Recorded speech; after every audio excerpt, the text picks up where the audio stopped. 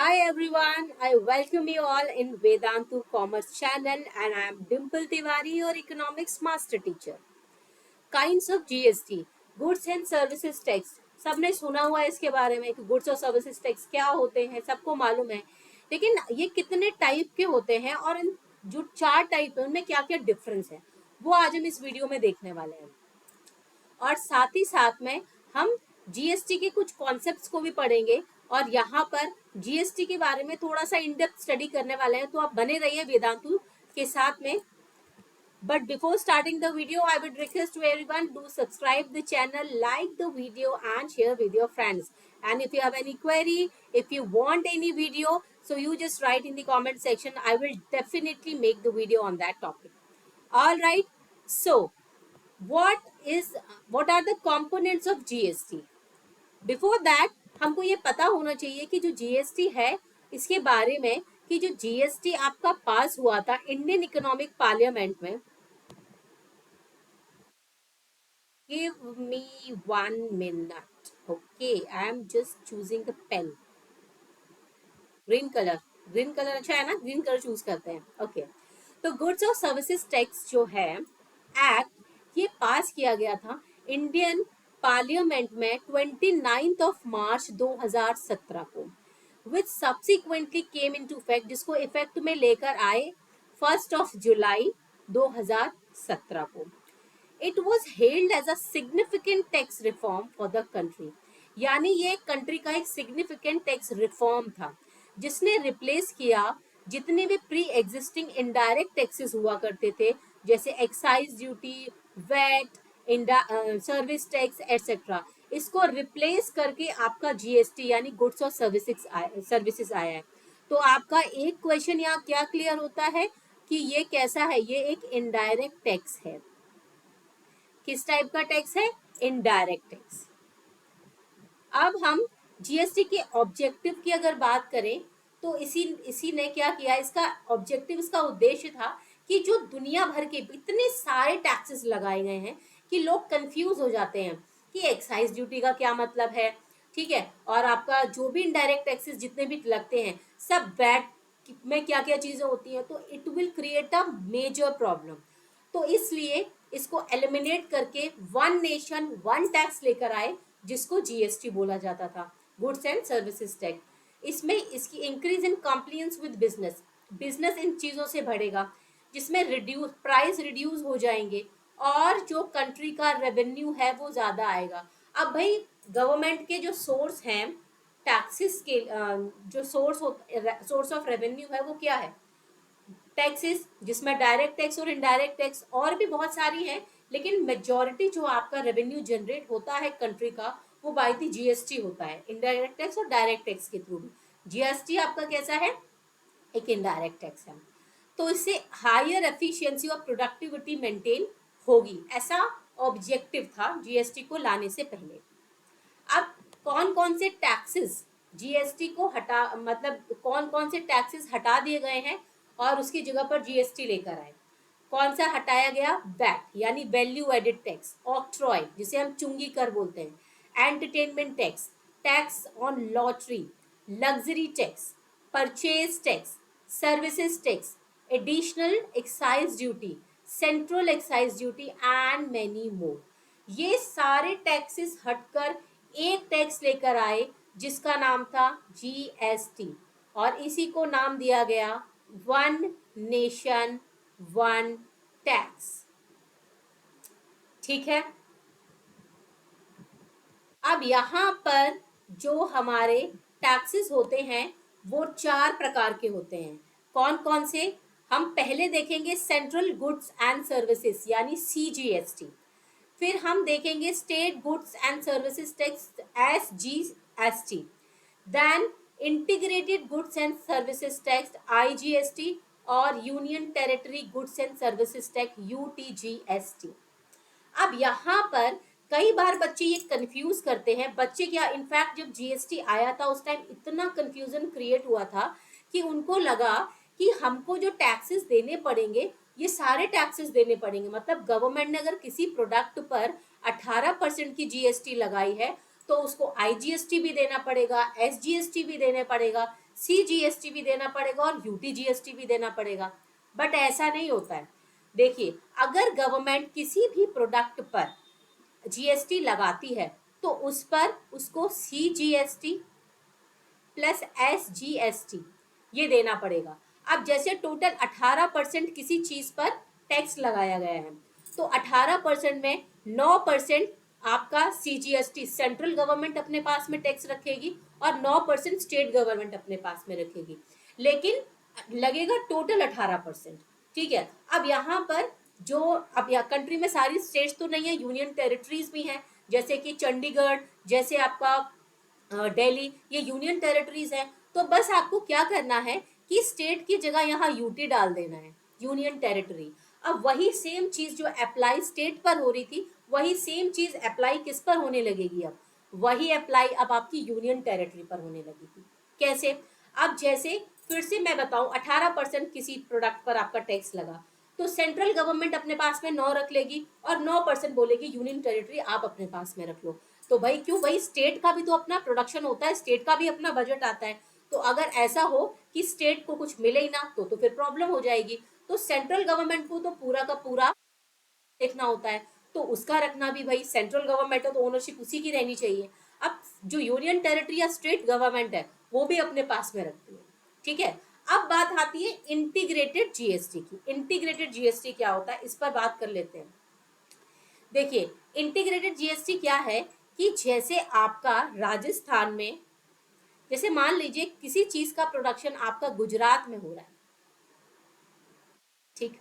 अब गुजरात में प्रोडक्शन हो रहा है, लेकिन इसको बेचने के लिए उसे उत्तर प्रदेश में बेचा जा रहा है। कहाँ बेचने के लिए मार्केट कहाँ पर लिया? यूपी में। अब गुजरात, अब बताइए मुझे कि यहाँ पर जब टैक्स लिया जाएगा तो उसे कौन रखेगा, गुजरात रखेगी या उत्तर प्रदेश रखेगा? कंफ्यूजन है ना।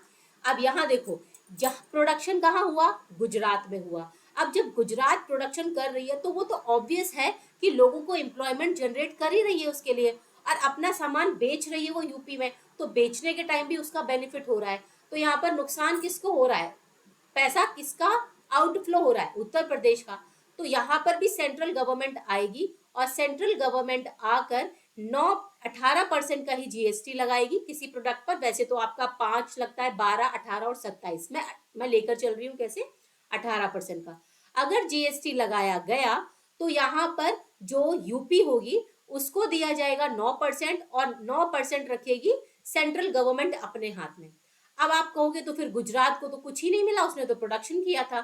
गुजरात को मिला ना, उसको एम्प्लॉयमेंट मिला, उसको मार्केट मिला यूपी का अपनी चीज को सेल करने के लिए। तो इस तरीके से ये चारों चीजें आपकी काम करती हैं। इंटीग्रेटेड में आपकी 2 स्टेट इंटीग्रेट करते हैं, इसीलिए तो जहां प्रोडक्शन हो रहा होगा वहां पर नहीं इसका क्या बोलते हैं, जीएसटी का जो टैक्स जीएसटी है वो उस प्रोडक्शन वाले स्टेट को नहीं मिलकर जो कंजप्शन वाला स्टेट होगा उसको मिलेगा। समझते हैं कि एसजीएसटी क्या है। ये एक स्टेट गवर्नमेंट का लगाया हुआ जीएसटी है, जो कि इंट्रा स्टेट, स्टेट के अंदर जो भी ट्रांजैक्शन होते हैं गुड्स और सर्विसेज के, उस पर लगता है। द रेवेन्यू, इससे जो रेवेन्यू कलेक्ट होता है वो स्टेट गवर्नमेंट अपने पास में रखती है।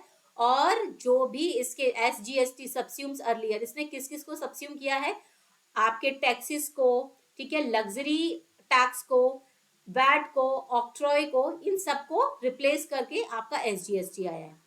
तो फॉर यूनियन टेरिटरी जैसे कि चंडीगढ़, पुडुचेरी और अंडमान निकोबार आइलैंड, ये यूनियन टेरिटरी है, यहाँ पर आपका क्या लगता है, यूटीजीएसटी, यूजीएसटी लगता है। ठीक है, जिसने एसजीएस, जो वहां पर एसजीएसटी हट जाएगा, यूजीएसटी लग जाएगा। सीजीएसटी क्या है, ये सेंट्रल गवर्नमेंट लगाती है आपका टैक्स, और इसका जो भी ट्रांजैक्शन होता है वो आपका सेंटर के अंदर होता है, यानी कंट्री के अंदर होता है। इसको एसजीएसटी और यूजीएसटी आर कलेक्टेड रेवेन्यूज, यानी स्टेट वाइज जो कलेक्ट करते हैं उसका आधा हिस्सा सेंट्रल गवर्नमेंट अपने पास में रख देती है और बाकी आधा स्टेट गवर्नमेंट को, या फिर अगर यूनियन टेरिटरी के साथ में इसका हो रहा है टैक्सेस का कलेक्शन तो यूनियन टेरिटरी को वो आधा दे देगी। आईजीएसटी क्या है, ये आपका transaction of goods and services in interstate, interstate मतलब जो 2 स्टेट के अंदर ट्रांजैक्शन हो रहा है तब। तो जो आईजीएसटी है इज लेवाइड ऑन दैम, तब आईजीएसटी यानी इंटीग्रेटेड, इंटीग्रेट क्या कर रहा है, दो स्टेट इंटीग्रेट कर रहे हैं, जैसे गुजरात और यूपी का एग्जांपल दिया मैंने। रेवेन्यू जो जनरेट होता है इस टैक्स से शेयर्ड बिटवीन द स्टेट और द सेंट्रल गवर्नमेंट, यानी ये जो रेवेन्यू जनरेट होगा इसमें से वो कौन कौन बांटेगा, वो गवर्नमेंट अपने हाथ में, सेंट्रल गवर्नमेंट आधा लेगी और आधा स्टेट गवर्नमेंट को देगी इसमें। अब कौन सी स्टेट को देगी, जिस स्टेट में कंजप्शन किया जा रहा होगा, जिसमें प्रोडक्शन किया जा रहा होगा, ऐसे में नहीं दिया जाएगा, ये आप ध्यान रखिएगा, ठीक है।